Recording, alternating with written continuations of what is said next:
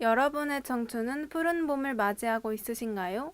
아쉽게도 제대로 된 청춘 시절을 누리지 못하고 계시는 분들이 많은 것 같은데요. 네, 그렇습니다. 행정부의 무능함, 기득권 세대들의 비겁함, 경제체제의 편협함 등 여러 가지 이유로 인해 대한민국의 수많은 청춘들이 고통받고 있다고 합니다. 청춘록에서는 대한민국 청춘들의 이러한 상황을 가감없이 드러내보고자 합니다. 오늘의 주제는 과연 무엇일까요? 영상을 통해 오늘의 주제 만나보고 오시겠습니다.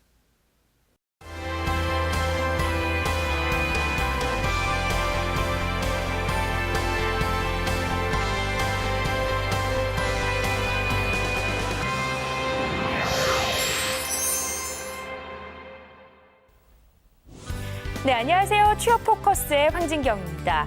최근에 유명 의류 디자이너가 적은 임금으로 노동을 착취했다라는 사건이 불거지면서 채용시장에는 열정페이라는 단어가 그야말로 핫 이슈로 떠오르고 있습니다.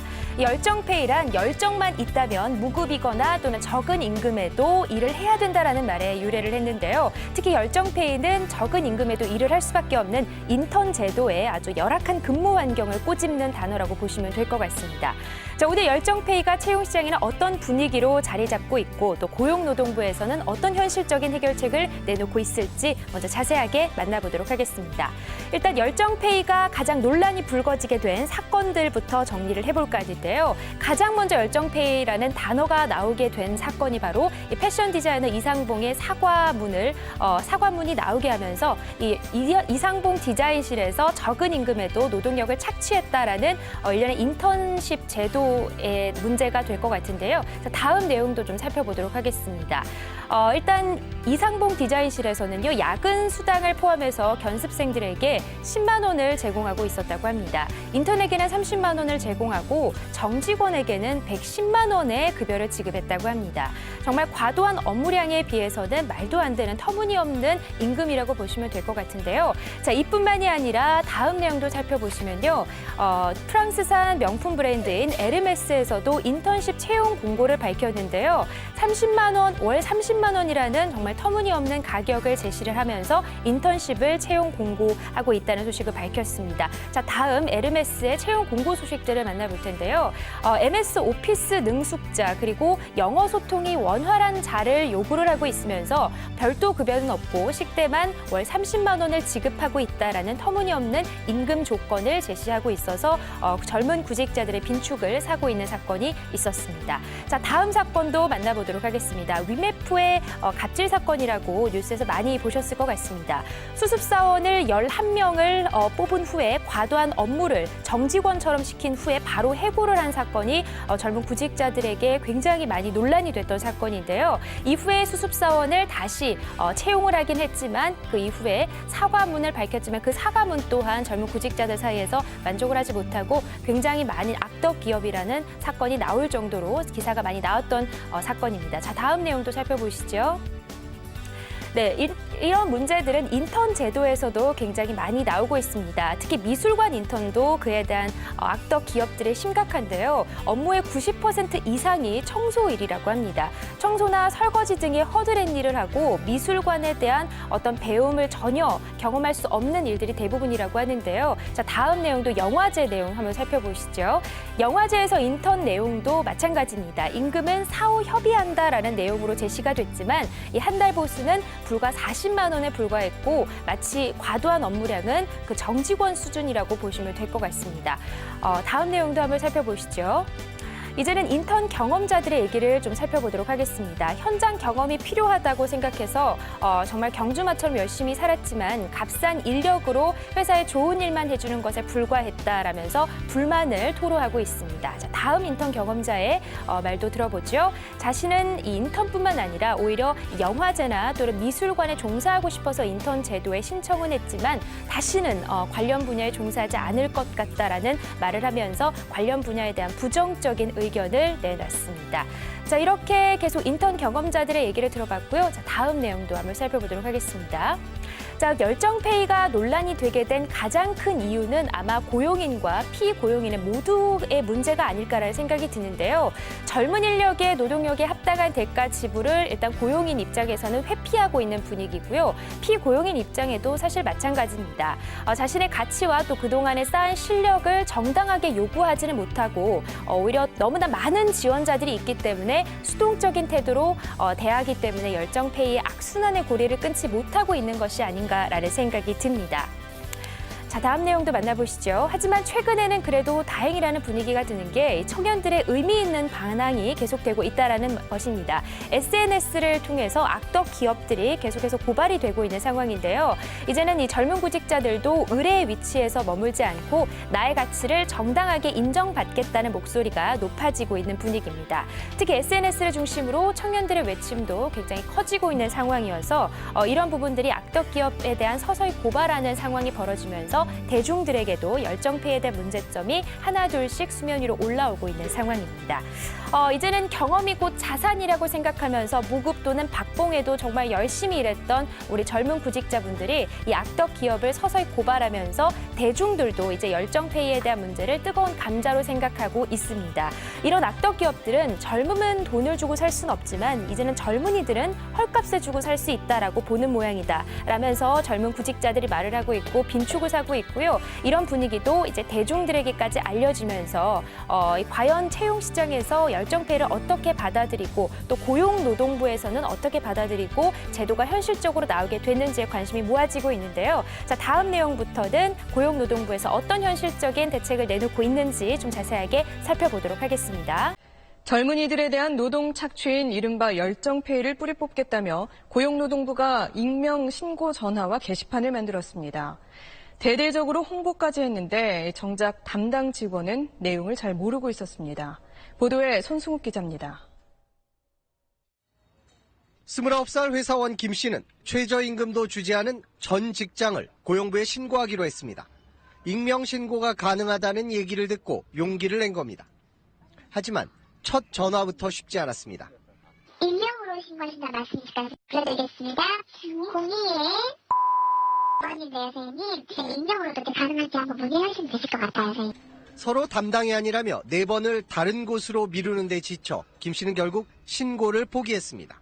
진정을 내셔야죠. 그래야 저희가 조사를 하죠. 그러면 익명 신고는 안 되는 거예요? 저희가 익명 신고는 아니고 익명 신고라는 제도에 대해서 분명히 구성원들 간에 전혀 합의가 없었구나. 기억도 못할 만큼 굉장히 여러 부서를 안내를 해주셨었어요. 굉장히 지칩니다.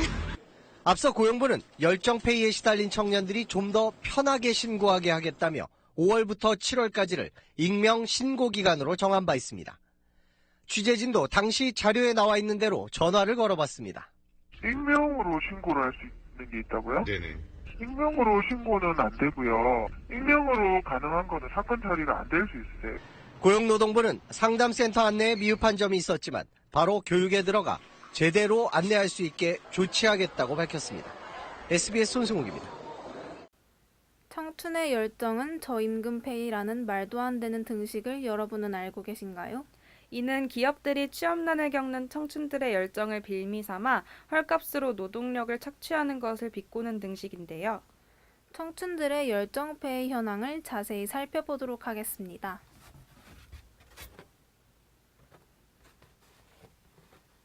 먼저 전공과 상관없이 취업을 위해 대외 활동을 해야 한다라는 질문에 50% 가까이 되는 사람들이 동의했는데요. 무급, 적은 보상, 착취 등의 열정페이를 경험한 적이 있다라는 질문에는 35%가 넘는 사람들이 동의했습니다. 대외 활동 피해에는 어떻게 대처했나? 라는 질문에는 42%가 넘는 사람들이 그냥 참고만 있었다고 답했네요. 이렇듯 취업의 기회조차 얻기 힘든 청춘들에게 열정페이란 불가피한 조건인 것 같은데요. 이에 대해 청년 기자 김예진 씨가 열정페이를 견디고 있는 청춘 이채빈 씨를 인터뷰하고 왔습니다. 이분은 방송국 시사 프로그램 팀에서 제작 보조 아르바이트를 하고 있다고 하는데요. 인터뷰 지금 바로 만나보시죠. 네, 지금 제가 만나 뵙고 있는 분은 방송국 시사 프로그램 팀에서 보조 아르바이트를 하고 계시는 이채빈 씨입니다. 이채빈 씨 안녕하세요. 네, 안녕하세요. 간단한 자기소개 부탁드릴게요. 네, 저는 이제 갓 대학을 졸업한 PD 지망생 이채빈이라고 합니다. 저는 현재 슥BS에서 모 시사 프로그램 팀에서 아르바이트생으로 일하고 있습니다. 열정페이를 받으며 힘겹게 일하시고 계시다던데 혹시 그에 대해 조금만 설명해 주실 수 있으신가요? 네, 저는 건너 알게 된 PD님의 제안으로 아르바이트를 하게 될 수 있었는데요. 제가 찬밥 더운 밥 가릴 때가 아니라서 덮어놓고 오게 했죠. PD 지망생에게 그건 선택의 대상이 아니니까요. 그런데 방송국에선 근로계약서 한 장 없이 일부터 시켰고 일정 기간이 끝나야 임금을 통보받곤 해요. 우린 아쉬울 게 없지만 네가 원하니까 일할 기회를 준다. 이런 식이군요. 네, 맞아요. 심지어 월급도 정말 쥐꼬리만큼입니다. 2달간 일한 대가가 79만 원이라뇨. 시간당 2,000원도 못 받은 셈이에요. 이게 정말 말이 됩니까? 정말 말도 안 되는 얘기네요. 현실을 고발해도 모자랄 시사 프로그램 팀에서 이렇게 부당한 일이 일어나고 있었다니 정말 화가 나네요. 공감해 주셔서 감사해요. 그래도 앞으로 힘내셔서 살아가시길 바라겠습니다. 오늘 인터뷰 여기서 마치겠습니다. 출연해주신 이채빈 씨 다시 한번 감사합니다. 네, 감사합니다. 에이, 이번 달이 반밖에 안 지났는데 잔고가 990원이라니. 밥을 또 굶고 다니게 생겼어. 한 달에 90만 원이라니. 이건 거의 자원봉사 수준이야. 월세 내고 밥 몇 번 먹으면 끝나는 걸 그냥 때려칠까? 아니 솔직히 그냥 기업에 입사하면 이 정도는 아닐 텐데.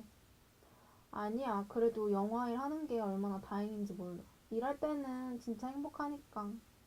자기가 하고 싶은 일 못하면서 사는 사람도 얼마나 많은데. 얼른 실력 키워서 나도 돈 모아야겠다. 오, 영서! 지금 시간이 몇 시인데 아직까지 있나? 퇴근을 안 했어? 10시가 넘었는데. 감독님 저 좀 정리할 게 남아서 이제 가시는 거예요? 나도 이제 가야지. 너 아직 안 갔으면 잘 됐다. 네? 저도 지금 막 나가요. 아니. 내가 뭐 부탁할 게 있어서 그래. 무슨 일? 내가 이번에 광고주들한테 넘길 시안인데 얼마 안 돼. PPT 형식으로 몇 개만 만들어줘. 이 몇 개만. 네? 이거 진짜 많은 거 같은데 이게 다 몇 장이에요? 아니. 하다 보면 얼마 안 돼. 워낙 투자에 까다로운 사람들이니까 신경 써서 만드는 거 잊지 말고. 알지? 네. 많이 힘들지? 근데 이런 말 있잖아. 아프니까 청춘이다. 나 젊었을 때 사서 고생했다고. 이 정도는 별거 아니야. 자네 PD가 되고 싶다고 했나? 이렇게 차근차근 시작하는 거지 뭐. 네. 그럼 난 이만 가볼게. 수고해. 들어가세요. 오늘도 야근이네. 영서야, 진짜 축하해. 열심히 하더니 진짜 잘 됐다. 고마워. 나 진짜 노력했는데 유엔이라니. 꿈에 그리던 유엔 뉴욕 인턴 합격해서 나 진짜 너무 좋아. 진짜 축하해. 언제부터 이래? 다음 달부터 당장 교육 받고 일정 이제 나온다. 진짜 다행이다. 네 유엔 완전 노래를 부르고 다녔잖아. 그러니까 나 진짜 유엔에서 일하는 게 중학생 때부터 꿈이었어. 세계기구에서 일하는 거 힘들다고 비현실적이라고 주변에서 다 뜯어 말려도 지금까지 포기 안 하고 준비한 보람이 있다. 부모님 반대하시는 거 하느라고 학비랑 생활비 다 내가 벌어서 썼거든. 참 개고생이었지. 야, 난 네가 진짜 이렇게 버티고 이뤄낸 것만으로 진짜 대단한 완전 고마워. 야, 근데 혹시 월급은 어떻게 돼? 야, 그래도 국제기구인데 많이 주겠지? 게다가 그 뉴욕 현지 인턴이니까 열정페이는 아닐 거 아니야. 근데 그게 사실 왜? 열정페이야. 나도 합격하고 알았어. 근데 사실 무급이나 다름없어. 무급 인턴이라고들 하잖아. 무급 인턴이라고? 근데 사실 근데 나도 이럴 줄은 몰랐어. 하고 싶던 일이긴 한데 월급이 너무 적으니까 진짜 놀랍더라.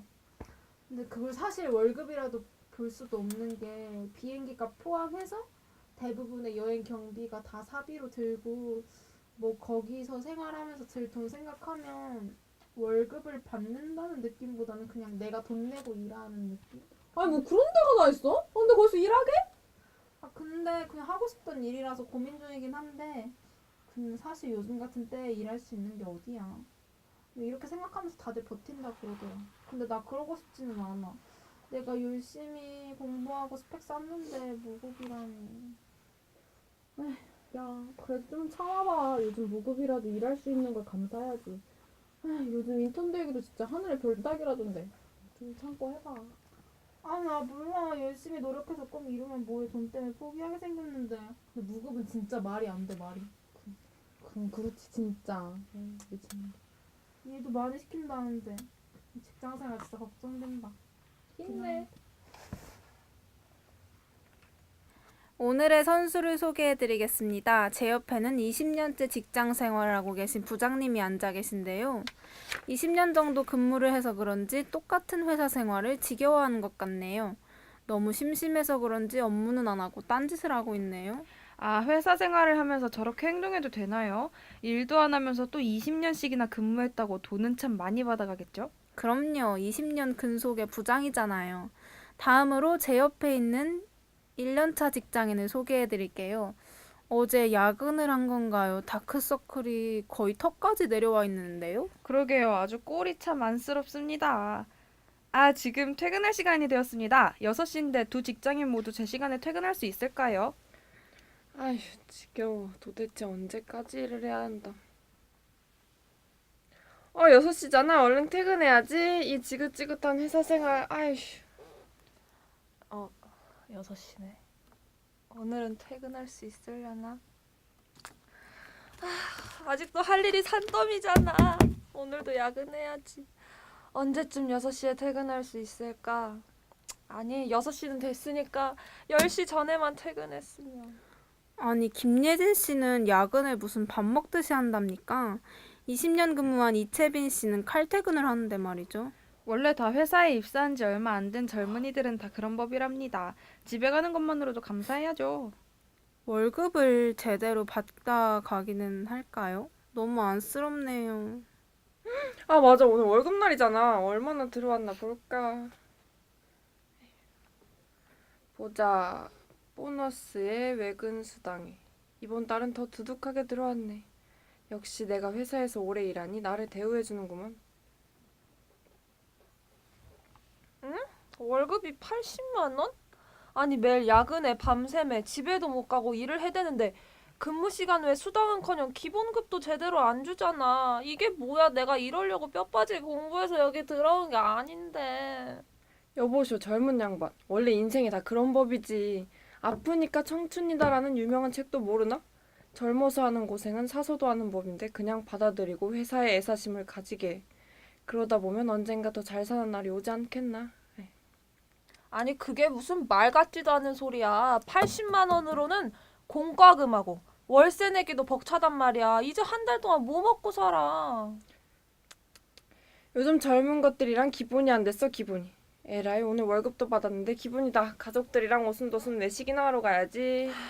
나는 이렇게 쎄 빠지게 일해서 매일 병든 닭처럼 살고 월급은 턱없이 부족하고 에휴, 인생이 왜 이러나 싶네. 원하는 꿈을 이루기 위해 노력하는 청춘들과 일자리 부족 문제를 이용하여 만들어진 단어 열정페이. 그 문제가 매우 심각한 것 같은데요. 노동한 대가만큼의 임금을 주는 기본적인 것들은 지켜져 청춘들의 꿈과 열정을 보호할 필요가 있을 것 같습니다. 오늘 만나보신 청춘들의 열정페이 현실 어떠셨나요? 청춘들의 현실을 고려하지 않은 채 오히려 열정을 역이용하는 고용주들에 대한 비판을 누군가는 나서서 해야 할 때인 것 같습니다. 오늘 방송은 여기서 마무리하도록 하겠습니다. 다음 주에도 청춘들의 현실과 관련된 내용을 들고 찾아뵙겠습니다.